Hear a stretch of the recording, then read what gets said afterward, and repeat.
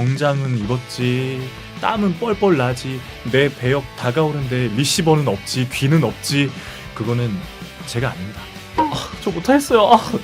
그럼 누가 해? 펀펀하게 하세요. 우리는 펀스 크라이팅.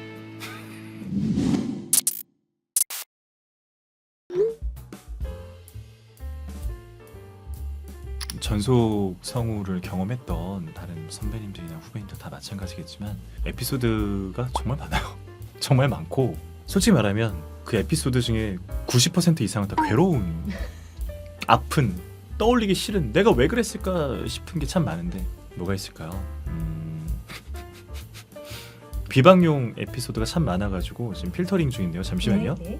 아무래도 저도 이제 입봉작이 생각이 나네요. 보통은 이제 입사를 하게 되면은 수습 기간을 2달에서 3달 정도 갔는데 저희 때는 3달이었거든요. 그 3달 동안 회사원처럼 정장도 입고 다녀야 되고 막 그래요. 근데 이제 되게 파격적으로 저희가 입사를 11월 1일에 했는데 열흘 정도 지났을까요? 그때 갑자기 남자 2명, 저랑 이제 이인석 성우라고 제 동기인데 또 동갑이거든요. 저랑 인석이한테 배역을 갑자기 주시는 거예요. 근데 그 배역이 뭐 남자일 이런 이름 없는 배역이 아니라 그 당분간 시리즈의 약간 신예 듀오 같은 배역 이름이 이제 스팅하고 로그, 제가 로그고 인석이가 스팅이었는데 스팅 로그 되게 멋있고 나는 비중이 있는 대사도 되게 긴 걸 딱 줘버려서 한두 마디 하는 것도 참 그때는 막 마이크를 어떻게 들어가야 되고 이것도 모르는데 대본 체크도 어떻게 할지 모르는데 그 배역을 갑자기 주셔가지고 저랑 인석이랑 이제 땀을 뻘뻘 흘리면서 했던 기억이 나고, 그 작품이 또 워낙 등장인물이 굉장히 많아서 지금은 이제 상암이지만 당시에는 용산에 있었거든요. 대원방송 그 메인 녹음실이. 그 녹음실 규모가 또 사실 그렇게 크지 않았어요. 음성 수신하는 그 리시버 개수가 모자랄 정도로 한 18개? 19개 정도밖에 안 되는데 들어간 성우들은 25명, 30명이 돼버리니까 저랑 이제 제 동기랑 막 정장은 입었지, 땀은 뻘뻘 나지, 내 배역 다가오는데 리시버는 없지, 귀는 없지. 이거를 그럼 그 사이에 바로 윗기수나 윗기수 선배님한테 선배님 저 리시버 곧 나와가지고 이거 막 해야 되거든요. 근데 또 이것도 막 부스럭 소리 나면 안 되니까 막 이렇게, 그러니 연기가 잘 될 턱이 없죠.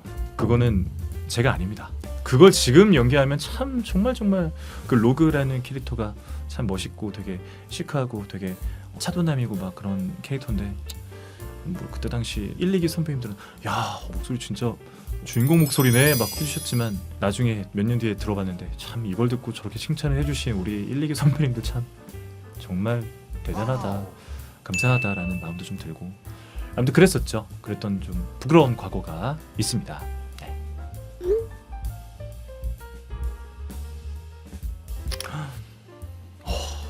이게 하나를 꼽아야 되는 거죠. 많은 분들이 또 관심을 가져주신 그 스즈메 문단속이라는 작품에서 그 남자 주인공 이제 소타 역을 제가 했거든요. 이렇게 문단속하는 친구 있거든요. 이렇게 막 해요. 머리 이렇게 길어가지고 여기 점 있고 막 이 근처에 폐허가 있는지 자꾸 물어보는 친구인데 참 많은 주변의 동료들한테 축하도 많이 받고 보고 온 분들이 와서도 너무 잘 어울렸다, 좋더라, 뭐 그런 얘기도 참 감사하게도 많이들 해주셔서 그 배역을 오디션을 하게 된 것도 참 너무 감사한데 합격이 된 것도 너무너무 감사했고 정말 믿어지지 않게 너무나 감사하게 열심히 녹음을 했던 캐릭터여서 제일 기억에 남네요. 네.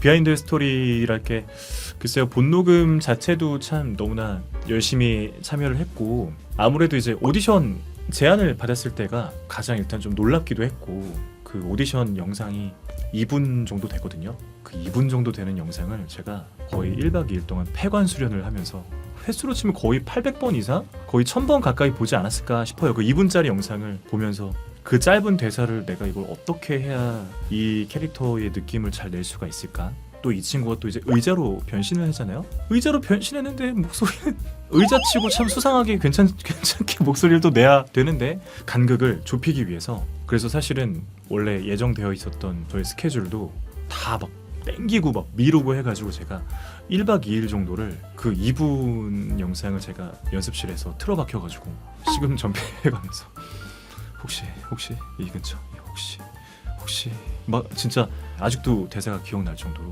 정말 열심히 준비를 했었거든요. 그래가지고 감사하고 참 뜻깊은 친구입니다. 여기 점을 찍고 싶네요.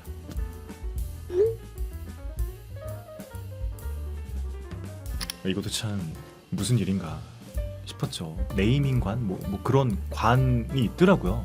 너무나 감사한 몇몇 팬분들이 그렇게 모금을 하셔서 네이밍을 또 일주일 정도 해주셨더라고요. 그래가지고 저도 너무 감사해가지고 쓱 가가지고 인증샷도 이렇게 찍고, 저도 이제 본편을 거기서 관람을 했거든요. 딱 보면서 내가 저렇게 했구나. 이 부분 그래도 걱정했는데 잘 나왔다. 이 부분은 조금 아쉽네. 뭐 저도 이렇게 보면서 많은 생각들을 하면서 그렇게 봤는데, 여튼 정주원관 너무 감사합니다. 정말 제가 사진 많이 찍고 여기 저장해놨어요. 감사합니다.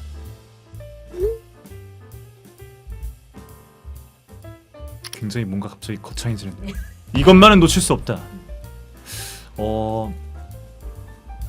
거짓말을 하고 싶지는 않아요. 멘트라든지 광고 녹음이라든지 홍보라든지 이런 어떤 주어져 있는 텍스트를 전달하는 것들은 사실 저희가 잘 정돈된 톤으로 잘 정리를 하여서 잘 전달을 하는 그런 작업이잖아요. 근데 이제 더빙이나 이제 어떤 그 오디오 드라마 같은 연기의 영역을 들어가자면 저희가 얼마만큼 작품을 준비를 하고 얼마만큼 내가 정말 이 가상의 캐릭터, 이 가상의 공간에서 가상의 감정을 가지고 가상의 어떤 그 시퀀스를 만들면서 내가 어떻게 해야지 이 씬에서 보여줄 수가 있을까, 그런 것들이 사실은 저희들이 시사라고 하죠. 그 시사를 얼마만큼 열심히 집요하게 하느냐에 따라서 결과물이 참 달라지거든요. 이거 뭐 늘 하던 건데 분량이 좀 짧으니까 이렇게 마음을 먹는 순간 그게 마이크 앞에서는 티가 나요. 스스로 제가 제 연기를 하면서 제가 입 밖으로 소리가 나가면서 티가 나거든요. 그래서 아무리 작고 아무리 많이 했고 아무리 익숙하고 그런 것들이어도 내가 이것을 열심히 한 척, 많이 본 척, 다 알고 있는 척, 그런 거짓말은 하지 말자, 이런 생각이 특히나 이제 프리랜서 된 초창기부터 그런 생각을 늘 했던 것 같아요. 그래서 원래 주어져 있는 것인 양 그렇게 하지 말고 크든 작든 어떤 배역이든 정말 진심을 다해서 연습하고 고민하고 연구해서 마이크 앞에서 당당하게 연기를 하자, 그런 의미에서의 거짓말을 하지 말자라는 게 저의 신념인 것 같습니다. 그렇게 하려고 계속 노력을 하고 있습니다. 네.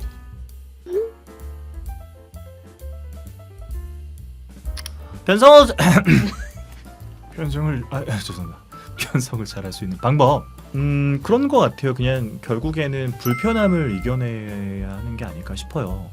본인이 원래 디폴트 값으로 갖고 있는 어떤 그 음색과 그 말투가 있을 텐데, 변성이라 하면 결국에는 일반적인 나의 편안한 상태의 소리가 아니잖아요. 목을 좀 간다든지 하다못해 표정을 되게 찡그린다든지 거리값이나 이런 것을 표현할 때도 지향성도 다르고, 이런 것들이 지금 제가 이렇게 말을 하는 게 지금 저는 이게 사실 가장 편안한 상태인데, 여기에서 어쨌든 간에 뭔가 불편함을 나에게 주는 거잖아요. 근데 이런 것들을 너무 긴 문장을 한 번에 다 하려고 하지 말고 짧은 호흡부터, 그 다음에 두 글자짜리 3음절, 4음절, 5음절 이렇게 조금씩 늘려가서 점점 익숙해지게끔, 그렇게 하나하나 늘려가면 당신도 변성의 귀재가 될 수 있습니다. 화이팅.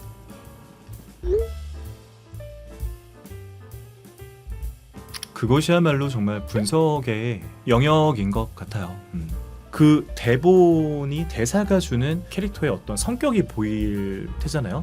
거기에서 한 번 더 파고들어서 나만의 설정을 넣어주면 자연스럽게 그거에 어울리는 표정과 액션과 말투가 생길 테니까, 비슷한 그러한 느낌이지만 이 친구는 조금 시크해, 비슷하지만 이 친구는 그래도 츤데레야, 이 친구는 뭔가 무뚝뚝해, 이런 식으로 조금씩 더 세분화를 하면 자연스럽게 그런 말투가 조금씩 추가가 되면서 대사가 길어지면 길어질수록 얘랑 좀 다르구나, 이런 차이를 줄 수 있지 않을까, 그렇게 생각을 해봅니다.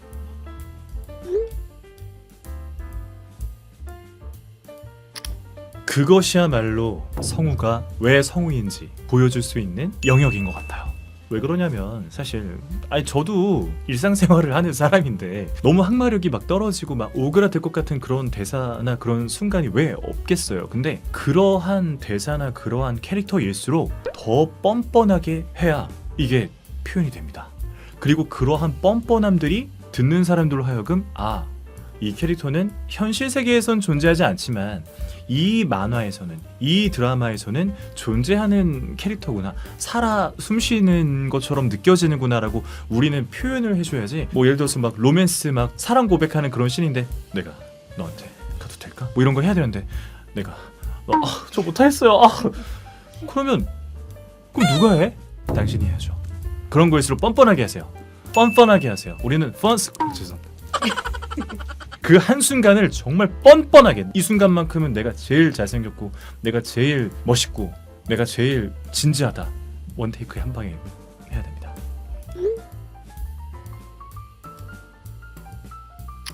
아예 없는 것들을 새롭게 창조하기란 참 어려워요. 그렇다 보니까 어떻게 보면은 이제 기존에 있는 어떤 배역이라든지 그런 느낌이라든지 그런 소리라든지 이런 것들을 많이 참고하려는 편이에요. 왜냐면은 저도 이제 제가 훨씬 좀 자신 있고 편하게 할 수 있는 그런 톤이 분명히 있을 텐데 그거랑 많이 불편한 어떤 그런 나이 차이가 확 난다든지 아니면 외형이 되게 막 뭐 외계인이라든지 아니면 막 어떤 무슨 괴물같이 막 너무 크고 너무 작고 막 그런 캐릭터일수록 참고할 수 있는 다른 어떤 작품, 거기서 그런 캐릭터가 있는데 그 선배님이 약간 이런 식으로 하셨던 것 같아. 그래서 그런 것들을 제가 카피를 하는 게 아니라 벤치마킹을 해오는 거죠. 그래서 그 선배님이 현장에서 녹음을 하실 때 어떠한 음색으로 나한테 다가왔는지, 그때 어떠한 호흡을 쓰셨는지 그런 걸 좀 유심히 보려고 해요. 그렇게 해서 참고하는 경우도 있고, 아니면 이제 결과물을 보고 드라마라든지 게임이라든지 애니메이션에서 이 소리는, 이 말투는 어떻게 해서 낼까, 딱 그림을 봤는데 이러이러한 느낌이 참 어울리는구나, 이런 것들을 머릿속으로 좀 기억을 해놨다가 그거랑 유사한 캐릭터나 상황에 제가 이제 시도를 해보는 거죠. 그렇지만 중요한 것은 그건 역시 다른 성우들이, 다른 선배들이 엄청난 노력 끝에 만들어 놓은 것이기 때문에 이걸 그대로 카피를 해오면 사실 제 거라고 볼 수가 없기 때문에 거기에서 큰 포인트 한두 가지만, 뭐 표정이면 표정, 말투면 말투, 소리 톤이면 톤, 이렇게 해가지고 가져와서 이거랑 유사한 다른 것에 접목을 해서 해보는 거죠. 그렇게 해서 어떻게 하면 더 어울릴지, 그것은 또 역시 자기 스스로한테 거짓말하지 않는 분석과 연습, 준비량이 필요한 거죠. 그렇게 해가지고 하면 여러분도 할 수 있습니다. 네, 안 알려줄 거예요. 멜랑이들아 안녕. 나야, 너의 정주원. 정말 기억이 거의 한 10년 만에 제일 많이 긴장했던 순간이 아니었나. 말도 안 나오잖아요 갑자기 또. 그랬어요. 어떠한 배역이든 멋지게 소화해내시는 모습을 보고 진심으로 존경하게 되었습니다. 저도 성우님처럼 광역계 성우가 되고 싶은데 저는 어떤 연기를 해도 다 똑같은 것 같아서 고민이에요. 배역을 맡으셨을 때 어떤 준비 과정을 거치시나요? 일단 이 질문을 주신 분께 감사의 하트를 날리겠습니다.